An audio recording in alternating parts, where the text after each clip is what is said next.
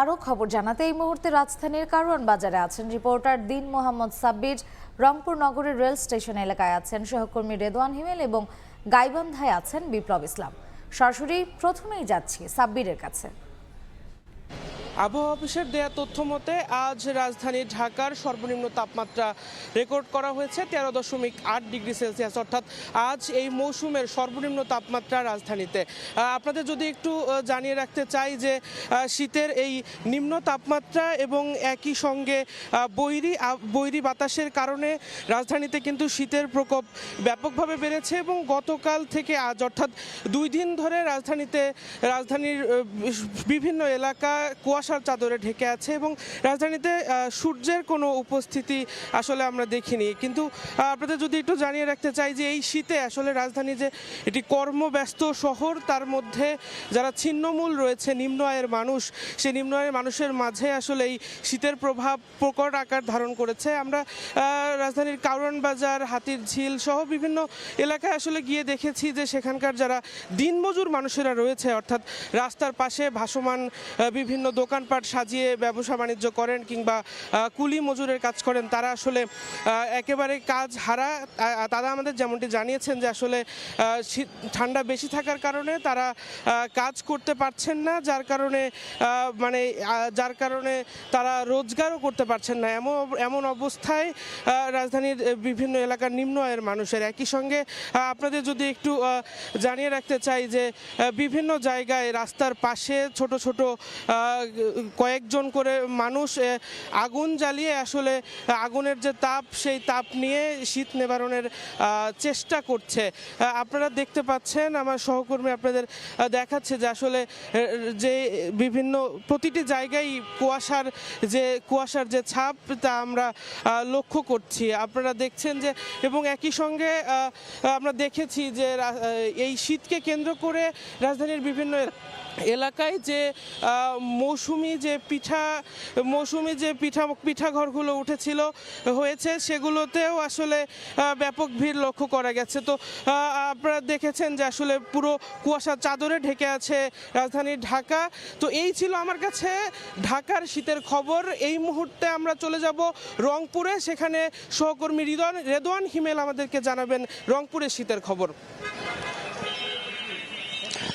ভোর থেকে ঘন কুয়াশা, এরপরে বেলা বাড়ার সাথে সাথে কিন্তু কনকনে হিমেল বাতাস, সব মিলে কিন্তু উত্তরের জনপথে বছরের শুরুতেই কিন্তু যে ঠান্ডার আবহাওয়া সেটা কিন্তু একেবারেই বিরাজ করছে উত্তরের জেলা রংপুরে। আমরা এই মুহূর্তে আছি রংপুরের স্টেশনে। সেখানে একটু আপনাদেরকে জানাতে চাই যে এই শীতের কারণে কিন্তু সবচেয়ে বেশি বিপাকে পড়েছে ছিন্নমূল এবং অসহায় মানুষ। কিন্তু যখনই আমরা দেখি যে এই শীত প্রবণ অঞ্চল রংপুর জেলায় কিন্তু যখনই শীতের তীব্রতা বাড়তে থাকে তখনই কিন্তু ছিন্নমূল এবং অসহায় মানুষদের কিন্তু কষ্টের সীমা পরিসীমা থাকে না। আমরা দেখেছি কিছুক্ষণ আগেই কিন্তু এখানকার স্টেশন এলাকার মানুষরা খড়কুটো জ্বালিয়ে কিন্তু আগুনের নিবারণের চেষ্টা করছে, একটু শীত নিবারণের তারা চেষ্টা কিন্তু চালিয়ে যাচ্ছে। আমরা কিছুক্ষণ আগে কথা বলেছিলাম রংপুরের আবহাওয়া বিশেষ যে ইনচার্জ রয়েছেন যিনি মোস্তাফিজুর রহমান, তিনি আজকে এমনটি জানিয়েছেন যে বিকাল নাগাদ 3টা অবধি কিন্তু রংপুর জেলায় সর্বনিম্ন তাপমাত্রা রেকর্ড করা হয়েছে আজকে 12.5 ডিগ্রি সেলসিয়াস এবং সেই সাথে কিন্তু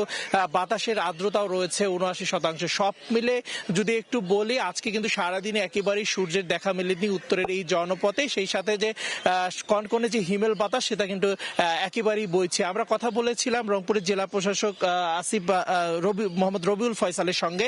তিনি যেমনটি বলেছেন এখন পর্যন্ত কিন্তু ছিন্নমূল এবং অসহায় মানুষদের মাঝে 1500 কম্বল বিতরণ করা হয়েছে এবং বেসরকারি ভাবেও কিছু কম্বল বরাদ্দ নিয়ে সেগুলো বিতরণ করার চেষ্টা কিন্তু তারা চালিয়ে যাচ্ছেন। আমরা দেখেছি যে সবচেয়ে বেশি এই কনকনে শীতের কারণে এবং তিস্তার চরাঞ্চলে যে মানুষগুলো বসবাস করে তারাও কিন্তু খুব কষ্টে দিন কাটাচ্ছে এবং আমরা দেখেছি যে সকাল থেকে ঘন কুয়াশার কারণে কিন্তু যারা পণ্যবাহী এবং যাত্রীবাহী যে বাসগুলো রয়েছে সেগুলো কিন্তু ধীর গতিতে চলাফেরা করছে। সব মিলে বলা যায় যে উত্তরের জনপদে একেবারেই যে হিমেল বাতাস সেই সাথে কনকনে ঠান্ডা হাওয়া একেবারেই প্রতীয়মান হচ্ছে রংপুরের জনপদের মানুষের মানুষের কাছে। সেই সাথে কিন্তু বলাই যায় যে উত্তরের জনপদের যে মানুষগুলো এবং ছিন্নমূল এবং অসহায় জেলা রিক্সা চালক, ভ্যান চালক, তারা কিন্তু অনেকটাই বিপাকে পড়েছেন এবং সকালবেলা থেকে আমরা দেখেছি তারা সবচেয়ে বেশি কষ্টে আছেন। তো সব মিলে কিন্তু যে বছরের শুরুতেই যে উত্তর জেলার রংপুরে যে শীতের তীব্রতা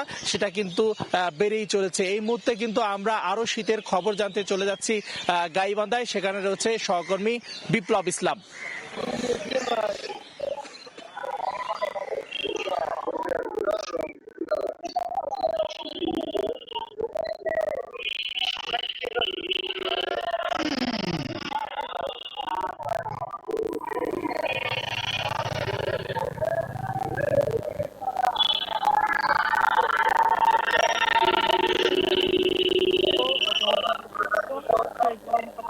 কিন্তু মানুষজন ভিড় করছে প্রতি বছর গাইবান্ধা জেলায় কিন্তু শীতের সময় আমরা দেখেছি যে শীতবস্ত্র সরকারি বেসরকারি ভাবে কিন্তু ব্যাপক ব্যাপক বিতরণ করা হয়ে থাকে, কিন্তু এবছর এখন পর্যন্ত তেমন কোনো শীতবস্ত্র কিন্তু বিতরণের প্রভাব পড়েনি, যে কারণে কিন্তু নিম্ন আয়ের মানুষ যারা আছেন তারা কিন্তু কষ্টে আছেন। যারা কর্মজীবী মানুষ, নিম্ন আয়ের কর্মজীবী মানুষ, তারা কিন্তু আমরা দেখেছি সকাল থেকে ঘর থেকে বের হতে পারছে না।